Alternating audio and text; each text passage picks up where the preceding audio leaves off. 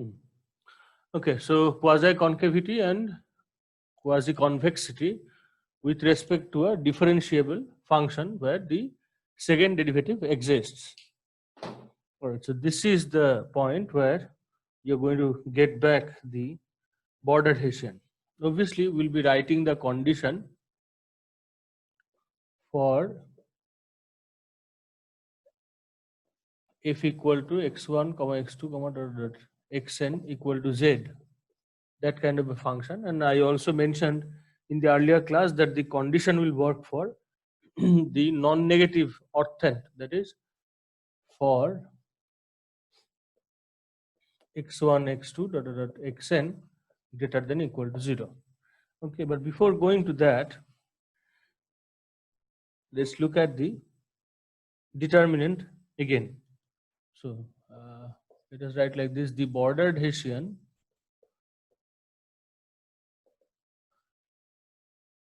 corresponding to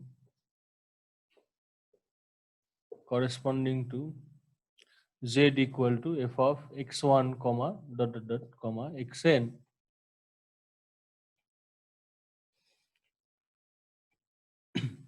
is, this is something that we know. So the border Hessian will be 0. Then first row and first column will be of the first orders. Right? So fn, and rest of it is basically like the Hessian determinant. So this is row of 1, this is row of 2. All the diagonal elements except the first one, which is 0, will be written like this.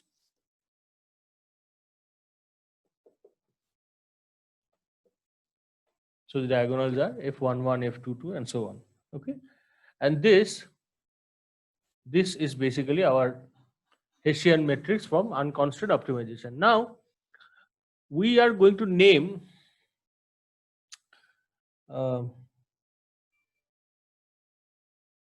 this border Hessian. We are going to break it down according to its leading principal minors. Okay, so what will that be like? So let's write like this: with respect to the leading principal minor,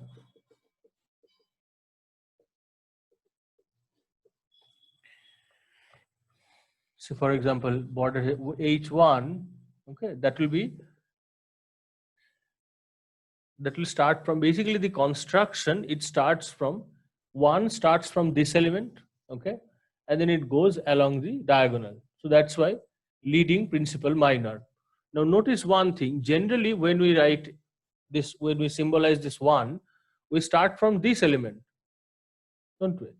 But here we are not starting from this element. We are starting from, basically we are going according to the uh, kind of Hessian counterpart of this bordered Hessian. Okay, because this row and this column, they appear because of the constraint.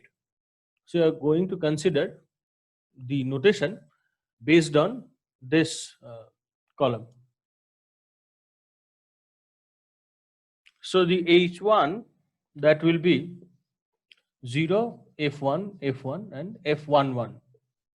So this term, it defines H1. So obviously H2 will be, and I will say that the better idea is that you look at the notation, okay, then fill up the Hessian. So F11, F12, F21, F22, and then you fill up the row and column, because that you know by default what will that be. Okay, so H1, H2, and then obviously this our original border Hessian or will be basically Hn, which considers the biggest leading principal minor, basically the original determinant. Okay, so the condition that I'm going to write now will be based on this. Okay, let's look at the condition.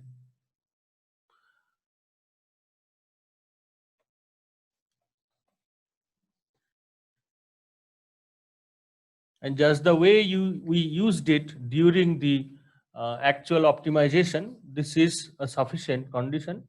There is a necessary part, but for the time being, we will not go into that because that's not basically we need.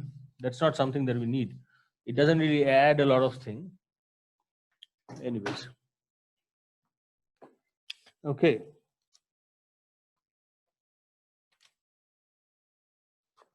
So let's write the condition.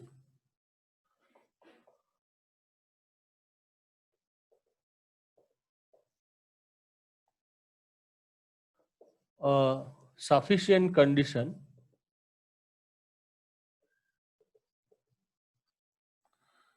for f to be strictly quasi-concave on the non-negative orthant is that h1 less than 0 is basically alternate in sign, is greater than 0, and then hn, it depends, right? So obviously it is less than 0 when it is odd,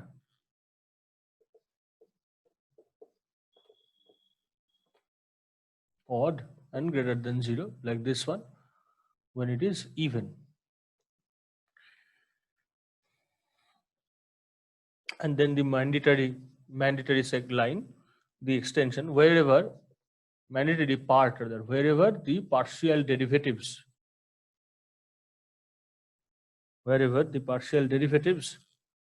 are evaluated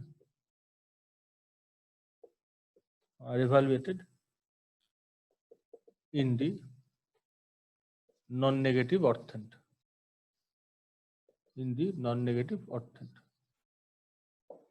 Okay, now we have worked with two of the famous examples during utility maximization. One of them were z equal to xy, and one of them were z equal to x square plus y square. Also, I've shown in the last class how they look. And for them, we know that this one is quasi-concave, the xy one, and this one is not. And that's because in our optimization, when we check the SOC, our bordered Hessian there, its values told us the difference. And what was that? According to this definition, we have tested basically H2 bar, right? Because our standard bordered Hessian basically follows this. We have a 3 variable setup. Sorry. Where we fix basically Z. In our utility maximization problem, we fix Z and then we optimize XY values. Right? So this becomes the relevant Hessian, bordered Hessian from this definition. And in this problem, we saw that how it works. Also from the first order condition, we turned using the first order condition that are available in a utility maximization problem. We basically get our familiar bordered Hessian that we use in utility maximization problem. But now you can see that it is basically a translation of this definition. It's essentially a translation of this definition and nothing more. Obviously, we were utility maximization problem. In utility maximization problem, we solve a theoretical problem, mathematical problem. And to that extent, obviously, our methodology that we follow, that must follow the condition, not the rule or result, whatever you say, that is given by the theory. So that's the scene here. Okay, so now we will go to a schematic diagram to get to just assimilate what we studied, because we studied a lot. We viewed this utility maximization problem, or in general constant optimization from different sources. On one side, we learned from the from the quasi concavity side, that is what should be shape of the objective function. So from that angle, we learned it. And then, as in general, as a constant optimization problem, its method and all. From that also we learned, and we saw that the conditions that we learned using Lagrangian method and the condition that we get for quasi concavity, they basically match. Okay, so let us go to the schematic diagram. Also,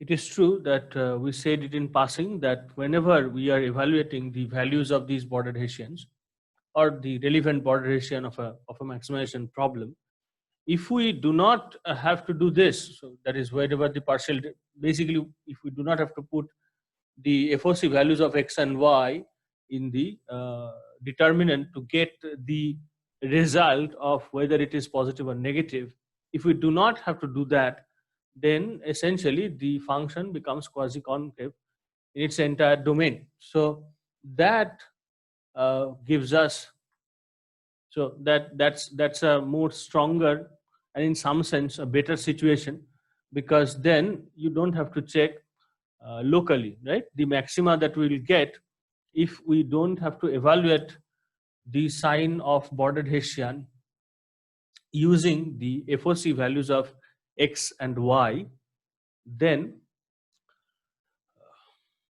we have found the global maxima. Otherwise, the maxima values that we get in FOC using the FOC conditions, there will be a local maxima. Okay. Now, one of the important learning also happened in passing, that z equal to x square, sorry, z equal to xy, which is a rectangular hyperbola. For that, if we put 0, then the IC or the contour in mathematical terms, what we get is basically an L-shaped indifference curve. So that's a very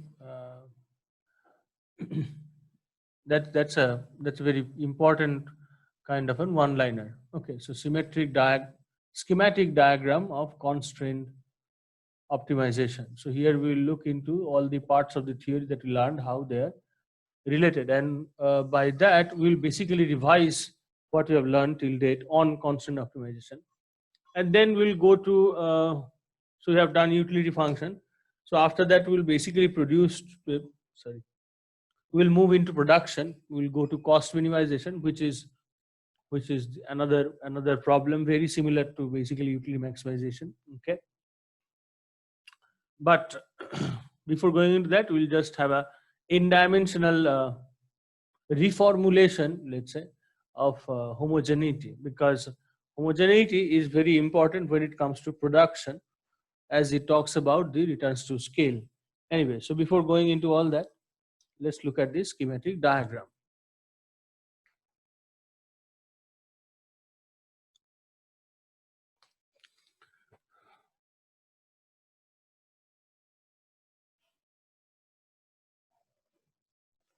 Okay, so Z star is equal to f of x1 star xn star is a critical value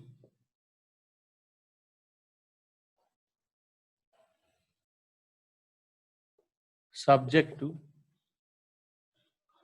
g of x1 star x2 star dot dot dot xn star equal to c. So this is basically our standard FOC.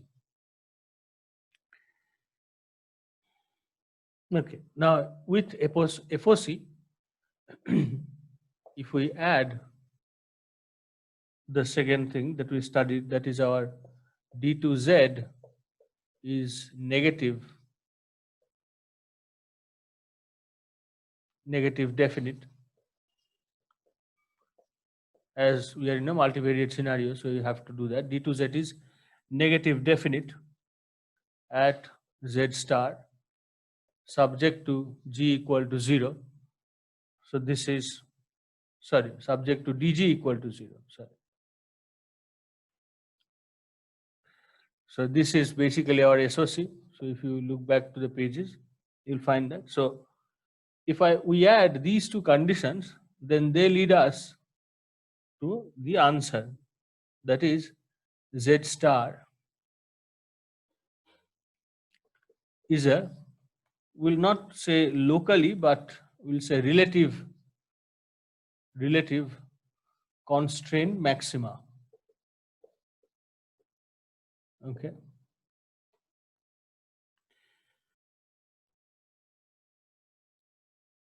Now, without having this condition, instead of that, if we have this, what we just studied, that F is explicitly quasi-concave, F is explicitly quasi-concave and constraint set is convex. So if we have that, then as I said, it will lead to a global maxima, right? So Z star then will be an absolute constraint maxima. And obviously, if it is absolute maxima, then it is trivially a relative maxima, right? Okay. Now,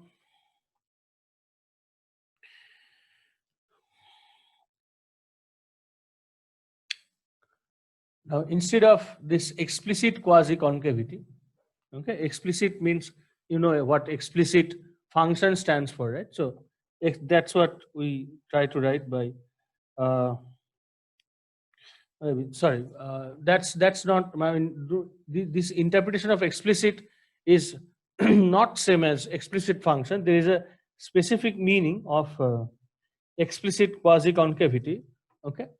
But let's just say for the time being that explicit concavity, sorry, quasi-concavity is first of all not same as strict quasi-concavity, and also it is weaker than strict quasi-concavity. Because of that, we left something, and I'll write that. So this is something that we studied just now. F is strictly quasi-concave. Now, you know what strictly quasi-concave means, right? So strictly quasi-concave, and the constraint is convex. The constraint set is convex. So F is strictly quasi-concave. Then what happens? Then instead of writing maxima, which is a plural, we can write a singular word, that is Z is a unique absolute constraint, which is kind of trivial, maximum. Okay, Z star is a unique absolute constraint maximum. So that means a unique point. All right.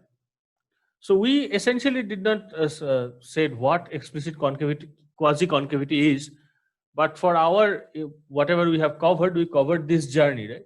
So first, what we studied is this Lagrangian method, which which goes in this way. You first evaluate the FOC, and then you go for the SOC, right?